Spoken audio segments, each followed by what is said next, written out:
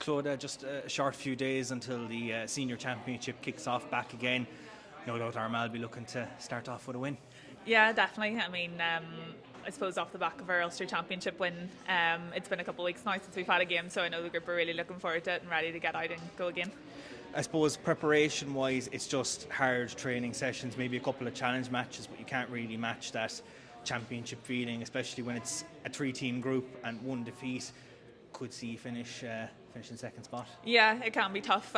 You have to be on it every game, and I suppose we're trying to focus on bringing that championship kind of standard to our training. We've developed a great squad this year, and training has been really competitive, and I suppose we're bringing that into in-house games to try and replicate that. But yeah, I suppose nothing compares to actually playing on the day in a championship. Meath and Kildare in the group, two very strong teams. You'll know them fairly well at this stage.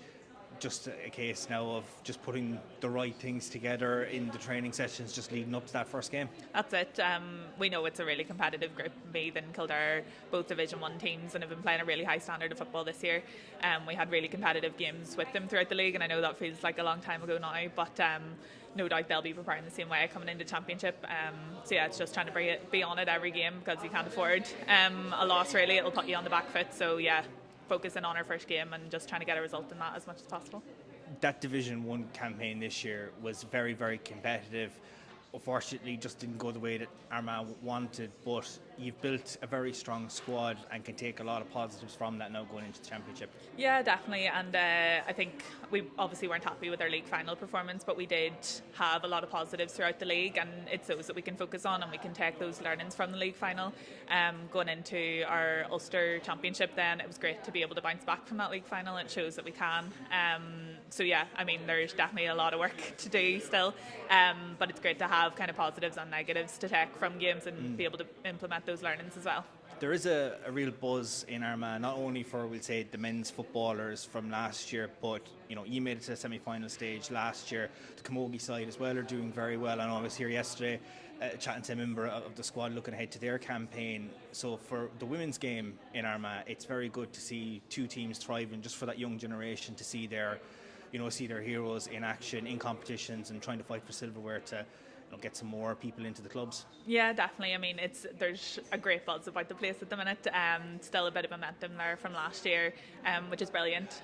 There's so much going on, and I think even the fact that we got to have a double header in our Ulster final with the men was brilliant, and it's great to be able to showcase our games to probably more people that aren't necessarily looking out for them, to make that so accessible for especially those younger girls that are getting to see us play.